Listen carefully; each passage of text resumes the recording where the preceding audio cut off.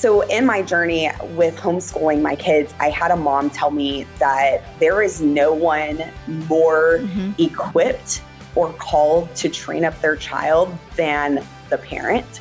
And I thought, wow, that is a really bold statement. Welcome into another episode of Making the Leap. We are so glad you're here with us today. We have a great conversation, one that I am excited about because it brings us talking to a parent who has made that leap a couple of different times in a couple of different ways. And so today I'm really excited to introduce you to Constance Bradley, and she is out of Oregon, which I think is our first Oregon conversation. I think so. Makes me happy. I always love, getting around these 50 states. And she is with Rogue Christian Academy, which she started, but that was not her plan when she was starting out with kids in school. So Constance, thank you so much for being with us today. We really appreciate it. Thank you for having me. Glad to be here. So I want to actually start with your story about your son who was promoted, I'll say, or moved into a gifted program. And then things kind of went downhill from there when you found out that really what was happening is not something that you expected as a parent, which is something that a lot of parents that we talk to can relate to, that what you think is happening in school isn't happening in school. And so I wondered if you could share a little bit about what started you on this journey. Yeah, so my son was in second grade and he was academically excelling, and the teacher wanted to move him ahead an entire grade. And because he was not socially ready for that, I did not want to pursue that. So they let me know that they could do something directly in the classroom to help him continue to advance academically, but not necessarily move him an entire grade. And when that happened, I was like, this is awesome. This is the best of both worlds. He can get the academic needs met, also meeting him where he is socially. So we go through the year, everything seems to be doing well. I would show up for events and those types of things, but never really got to see the in-classroom setting as to what was happening. Towards the end of the year, when we were in for parent-teacher conferences, I was able to see his environment, his learning environment, as well as experience what he was experiencing. And what I was told is that he was getting some one-on-one instruction. What I was not told is that one-on-one instruction was with some other male that I had never met or heard of or knew anything about. And he was it was a small room about the size of a large closet that he was pulled out of the classroom environment and into this closet learning with somebody that I had no idea who it was. Come to find out, he was just a para assistant, and he was working through the third grade curriculum instead of the second grade curriculum. And when he finished that, he was then pulled back into the classroom at the end of the year. So he had gone almost this entire year being isolated and in this one-on-one environment with somebody that I didn't know. And when he got pulled back into the classroom, of course, he had socially not been with those kids the entire time. And we were completely uninformed of what was happening. And once I learned that, I pulled him out of that environment, and that started me on my homeschool journey, well, which I was never going to be a homeschool mom. That was not in the cards. I have to tell you, I was going to go to work and my kids were going to go to school. I would love to drill down on this situation a little bit at the public school, because I want to give them the benefit of the doubt. Maybe there was no ill intent, but that's clearly, as a parent, that's not an acceptable scenario. Well, and it's a complete lack of communication. Yeah, and I guess what I would want people to understand from your point of view is you're not some hysterical parent who was unhappy with her kid's school prior, I guess, but this was one of those things that was really exceptional to you. And I think it's important people understand that. Because often people who decide to leave public school, those that stay with public school think, well, she's just overreacting, or, you know what I'm saying? So maybe explain that a little bit. Yeah. So it's interesting being on this side now as seeing the back end of the operation of school. I think it actually makes me even a little more angry than I was in the moment. Because of just the lack of knowing who he was with, that alone was a parental concern. The second thing is that I was under the impression that he was getting the best of both worlds of being able to be met academically and socially. But what really was happening was isolation and basically him learning from a book instead of an instructor and being able to continue to advance his social abilities. And that was the biggest concern. So I have all kinds of concerns as I've gone through my journey with actually what they're learning in the public school system. But at that moment and in that environment, it was more of, now my child has been isolated for 6 or 7 hours by himself with one other adult. And sometimes there was another kid that would come in and out, one other student.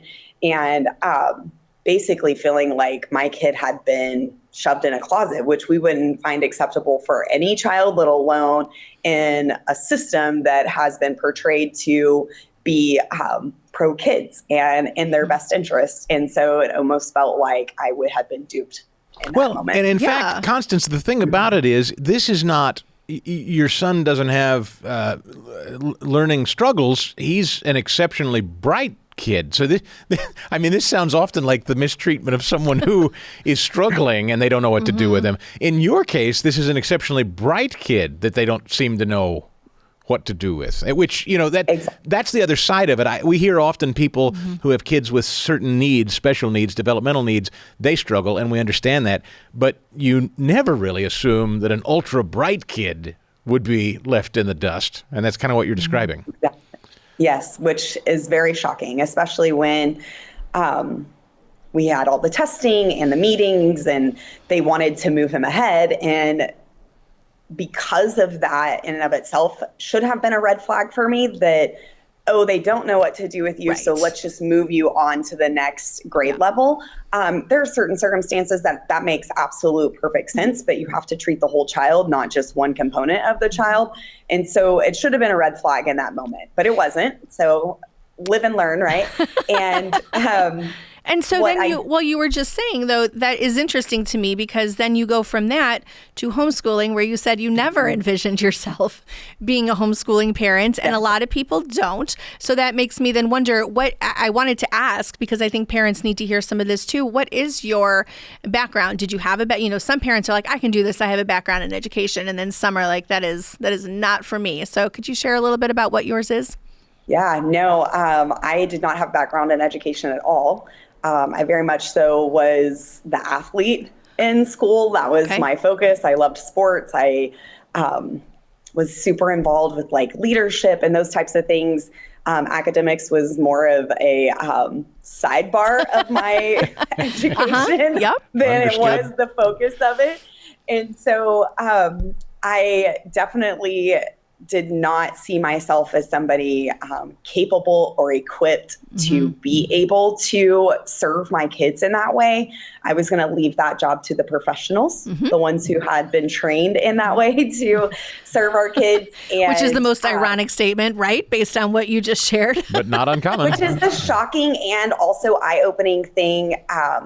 So in my journey with homeschooling my kids, I had a mom tell me that there is no one more equipped or called to train up their child than the parent. And I thought, wow, that is a really bold statement, especially coming from somebody who grew up in the governmental school with the governmental mindset of they are the professionals, they're the only ones who can teach a child how to read, and was very foreign to what I had my entire life growing up.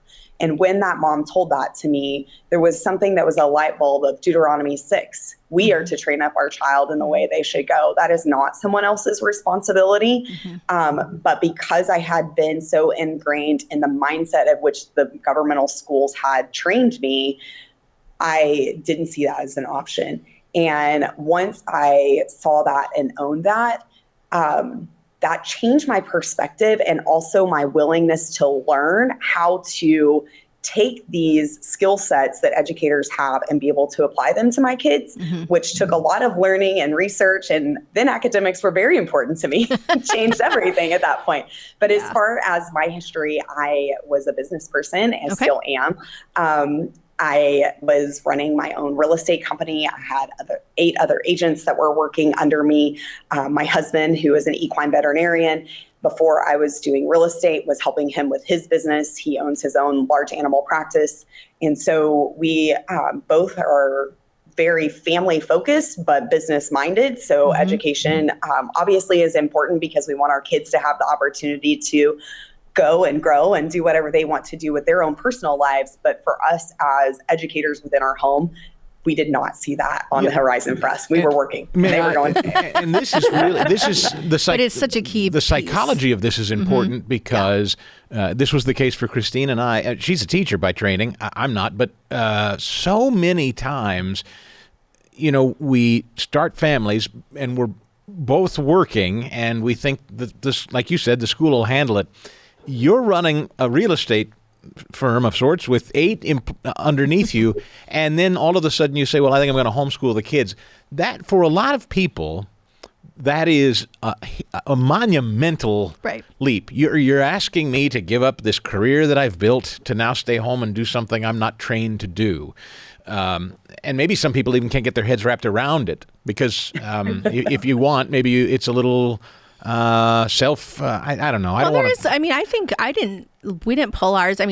We didn't pull our kids out immediately because there was a little bit of that selfish piece because I didn't have the mentality that you just spoke about, right? Where I didn't have that idea of, well, these are my kids. They're given to me to teach and to lead and to, help grow. Yeah.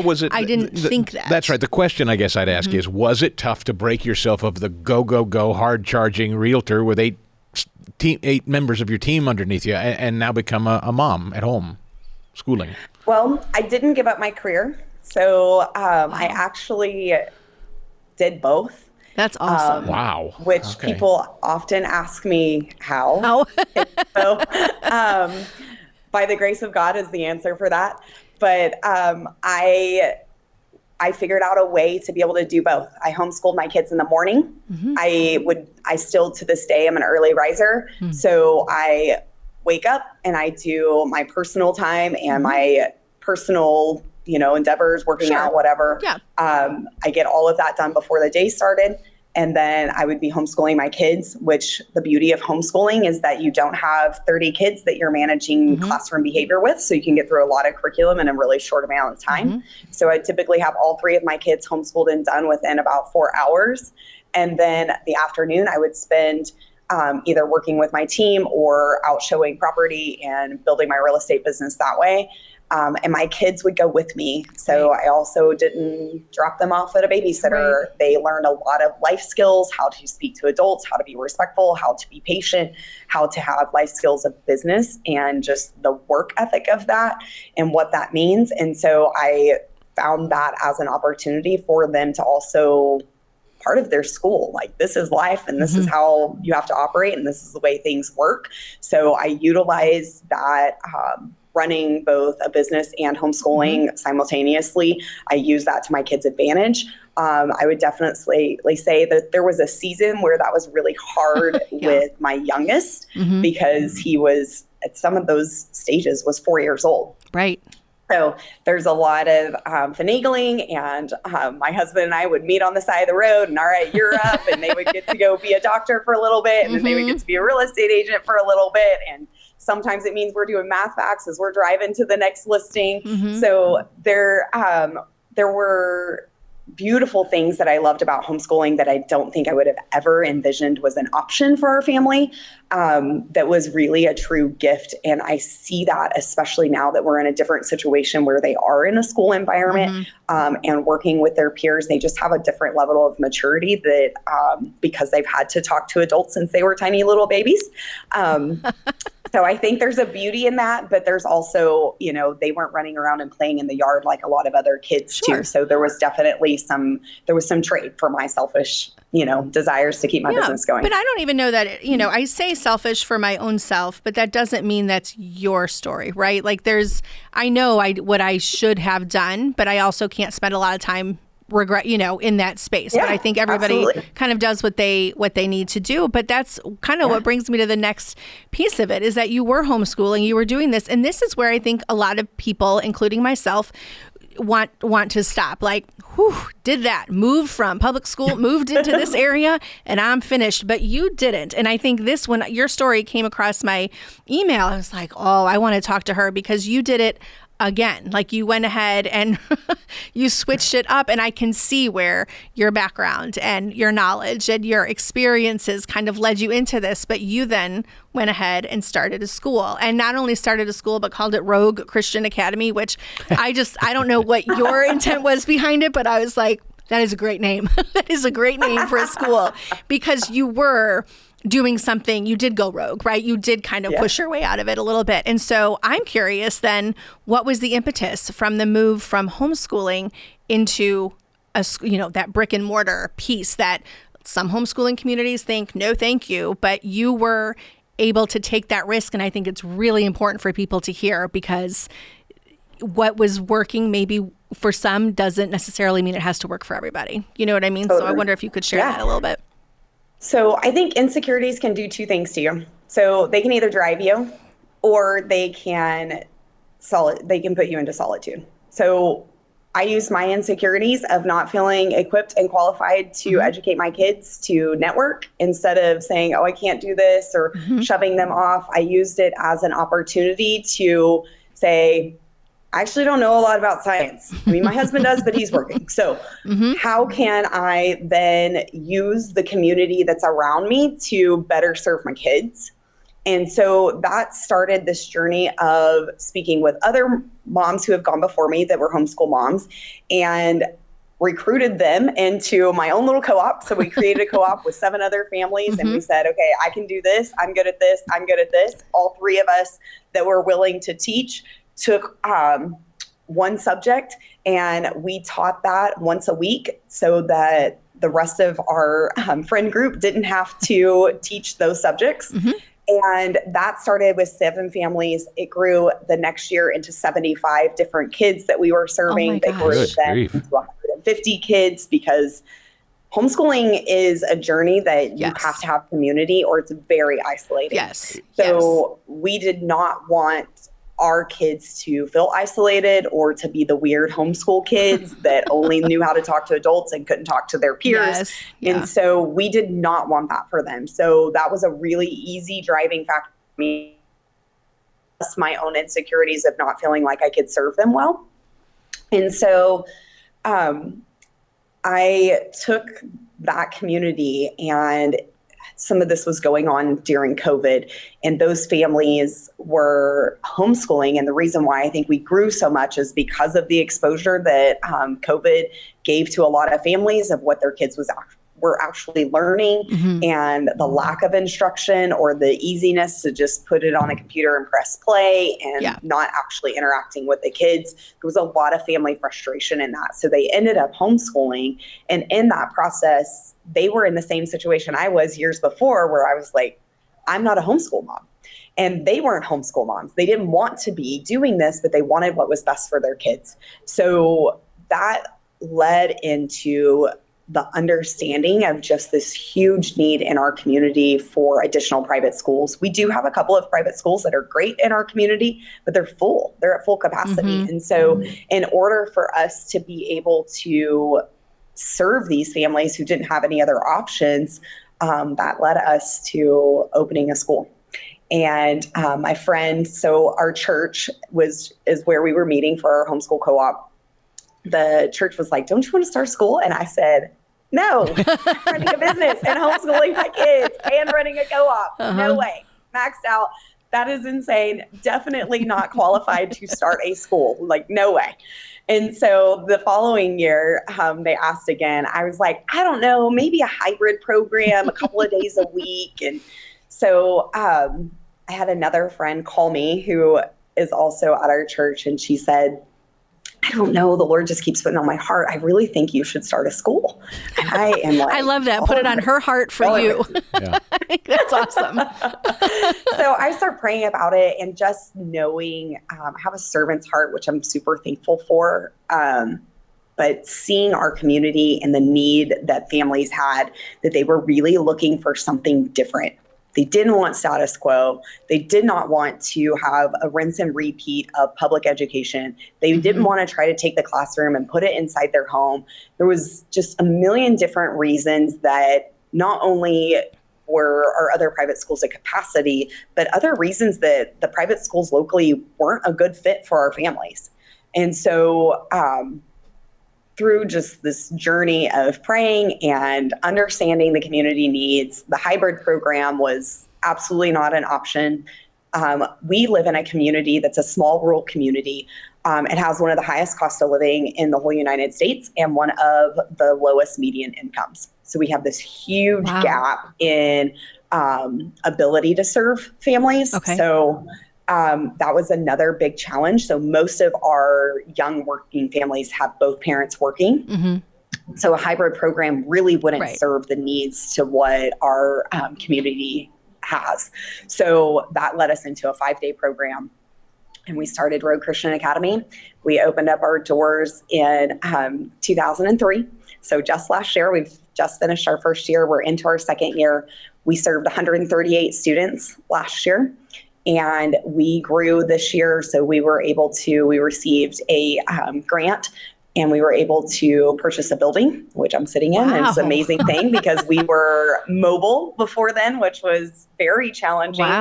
To serve K through 8 kids we were in our church building, but it's one of the biggest buildings in our community. And so it's used a lot. So we were setting up and tearing down every single day.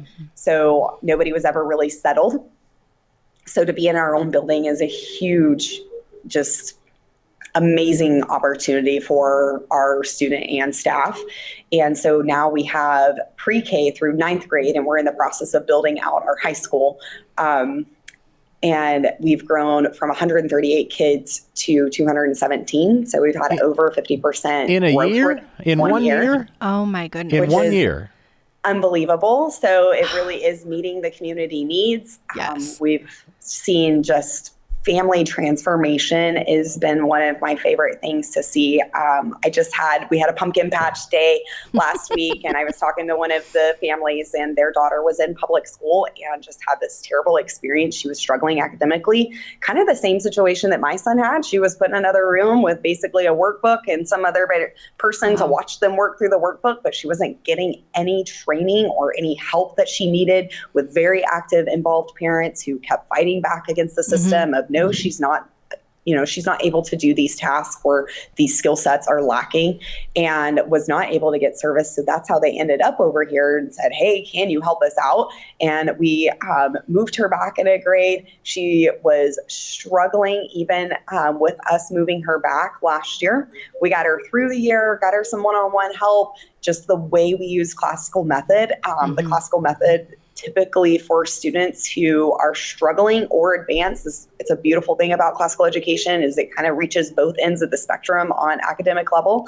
And we were able to catch her up, and now she's performing with all A's this year. Awesome. And so just really fun stories like that. And she's not the only one. We have a lot of kids that have seen huge success being here. We have really strict, talk about go rogue. Yeah. So we have a very strict behavior policy at our school. Okay. And we also have very high academic standards. So we, our students really get to focus on their academics. We ask a lot of them. So we have no tolerance for disrupting the class or keeping your neighbor from being able to learn. So we have zero tolerance for that. And our kids are very successful for just that reason, but also because we keep them hopping. They go through about 9 subjects a day, and there's not a lot of time to not be working hard, because if you are not working hard, you're falling behind. And so, Constance, I have a couple of questions, because this is a remarkable story, and I want to rewind all the way back to when you found mothers in the community or parents in the community doing what you were doing, because I think people hear this incredible story, this fast projection of I found a group of people. I went to my church. I started in my church. I got a building. I have 200 students in a year. I mean, that's kind of unprecedented, frankly. And for somebody that's thinking, I think I want to remove my kid from school, I'd love to find a community. How do you do that? And how important is your church or the church and the community helping and giving you a space to do this? Are those two things I'd love to know for new parents. So I've always seen the beauty of community. So I've always been highly involved in my church. So I helped start Mothers of Preschoolers. So I already had a network of moms that I was already surrounded with, which helped me then be able to find the people that were already going ahead of me in the homeschool community. We also have an organization here called Options for Education.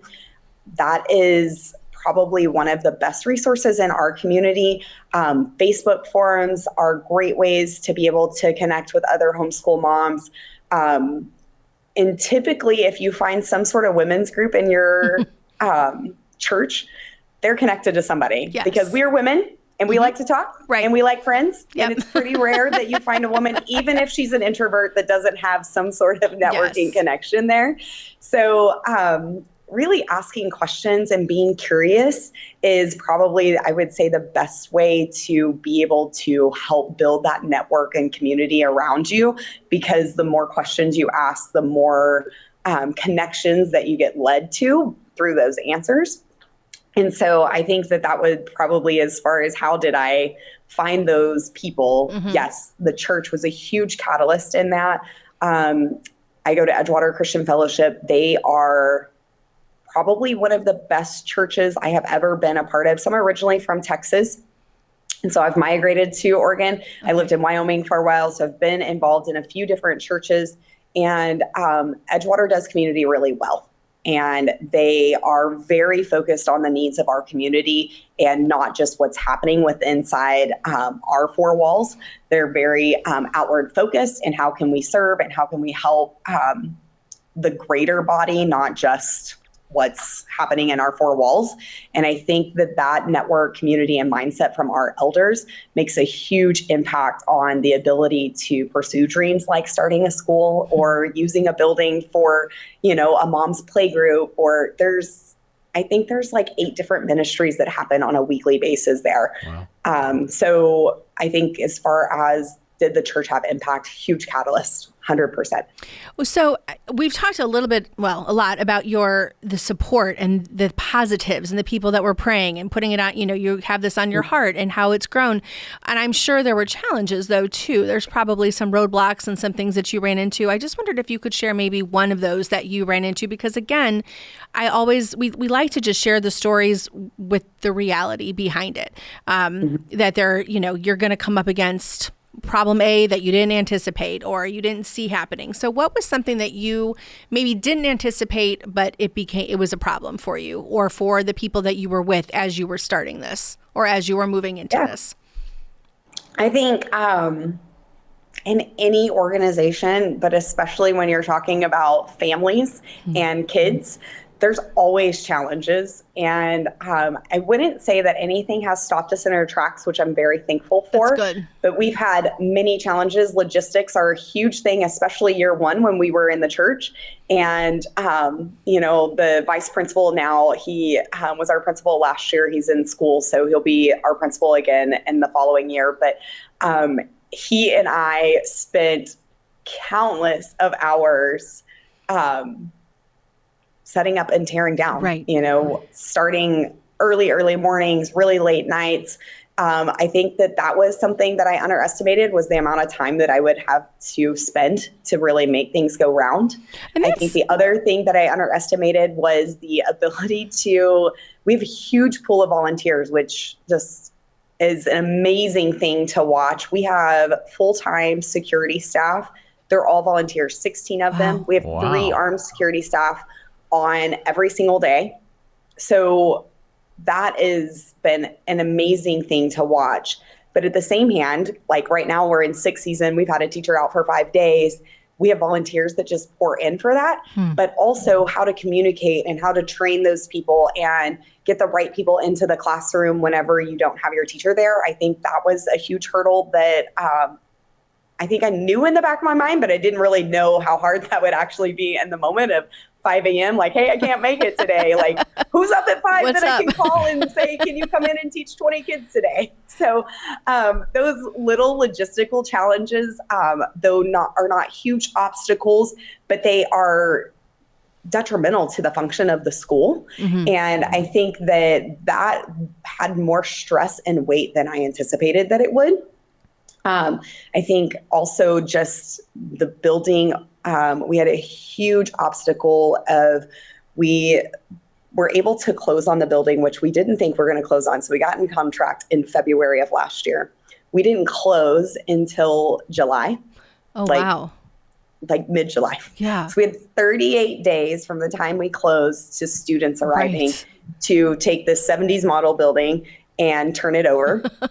And our principal, who's here now, was just absolutely phenomenal at getting all of that organized. And we had over 200 volunteers come in and help like paint walls. And we hauled tons and tons of trash. Like I think it was 17 loads of like big, huge sidewall dump trailers of just trash out of here.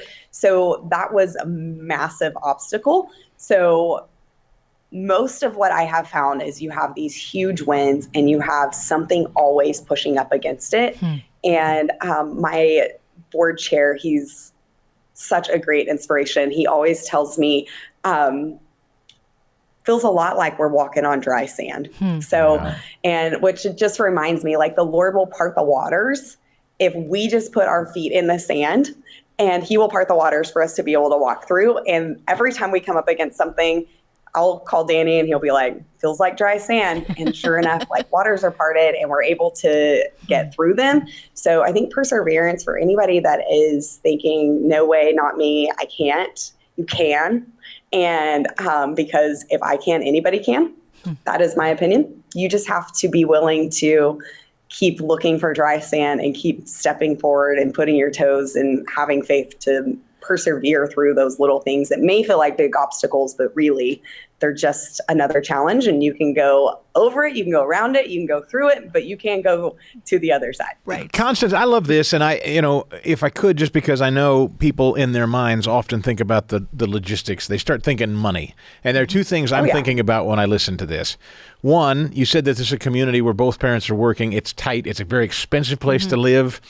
How do you financially do this for parents to make it affordable? How did you come up with money to build or to buy a building?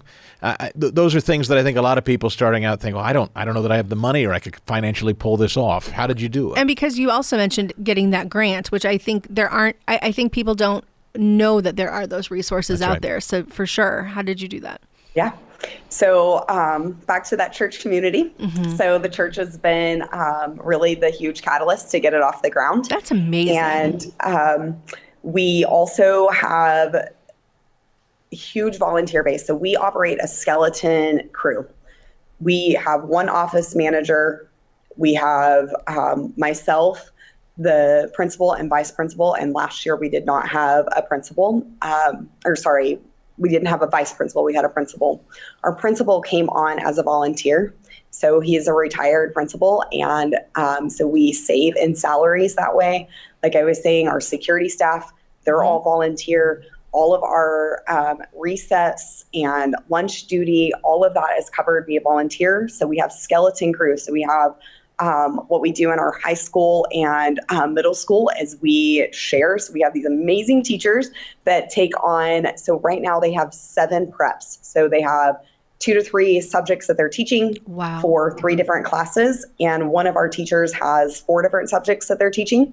So I'm going to I want to interject there for a minute, because as a teacher, that's huge. Like I'm hearing that and my jaw is mentally dropping because I know what that involves. And that says a lot. And what that tells me too, and I'll let you continue, but that tells me too that this is a ministry. It's not just a school to operate, because when you have people taking that kind of work on, they're not doing it for a paycheck, and they're not, that's ministry in action, which I think maybe more schools kind of need to take that outlook on. But I interrupted just to say that, because hats off to your teachers, because that's a lot. Yep, yes, it's a lot. And you are 100% right. It absolutely is a ministry for them. And the beautiful thing about our staff is we are all on mission together.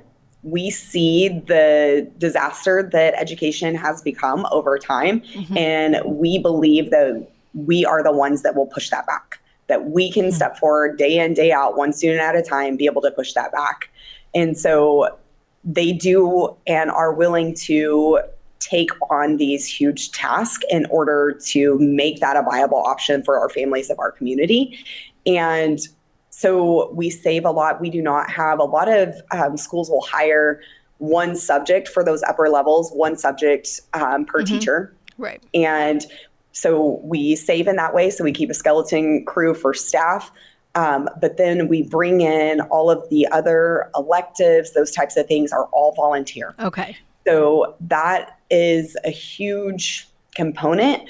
And if you're saying, I don't know anybody that would volunteer, you probably know more people than you think, because if you're on mission, birds of a feather flock together. You're probably around other people that are seeing or feeling the same way about education that you are. And it's just a matter of really initiating those conversations and talking to those people who want to see change as much as you want to see change, and bringing them onto your team and saddling up arm to arm together and saying, okay, we're in the middle of war. We're going to go to war together and we're going to fight this battle out. And so when you have people that are willing to do that, you're able to keep things minimal. We don't have technology in our school at all. So that saves a huge amount of money, though we do have hundreds of thousands of dollars in books. We've had a lot of books donated. We have super generous families. We put on big fundraiser. So we call it the annual gala. So we put on this huge fundraiser one time a year. We also brought in this year for another annual fundraiser is a golf tournament. So that's kind of supplying all of the funding for our extracurricular activities. And then our gala helps. We make about 93% of our budget is made up from our tuition, and the other we have to fundraise for. So that gala makes up a huge chunk of that. And then we have just monthly donors. The grant that we were able to get for the building was actually a personal connection within our church body. So that was just another dry sand moment where they knew we needed a space, and they were like, you know what, I think we can help make that happen. And they did.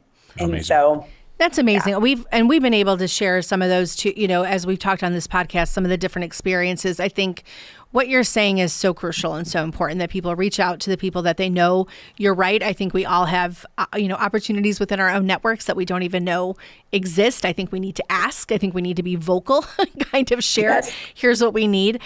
Are you willing, if we wanted to go ahead and share your information, are you willing? Is there a way that people could reach out if they had a question? Or are you, I know your plate's full. I'm gathering that from our conversation. Are you open to that? Or is it I would love like, to. Okay. Yeah. Great. So if you don't mind, we'll share the name of your school, and we'll share that information in our show notes. People always love to learn from others. That's that's kind of what we do at the Herzog Foundation too. Yeah, which is amazing. We got to get you to the foundation so that you can share your story with some others. It's so important that people connect across the country, and that's what the foundation's been doing now for a few years, is connecting folks like you with others, learning best practices from one another. Who may not have this business background that you had, who might not have the experience with homeschooling. You brought a lot to the table.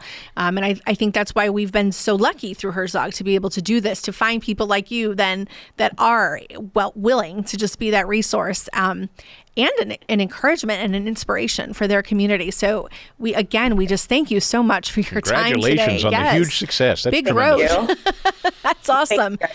Well, it's an honor to be here. Thank you. Well, we will include all this information. Anybody that's interested, this story just kind of struck me, because the most important thing I think we've learned, as you and I have done this with our daughter, and that as Constance shared, that you can't stay stagnant. When something isn't working, when something isn't right, you need to move forward. So for people that are interested, we will put everything down below. We, as always, ask that you leave those reviews, leave the 5-star reviews.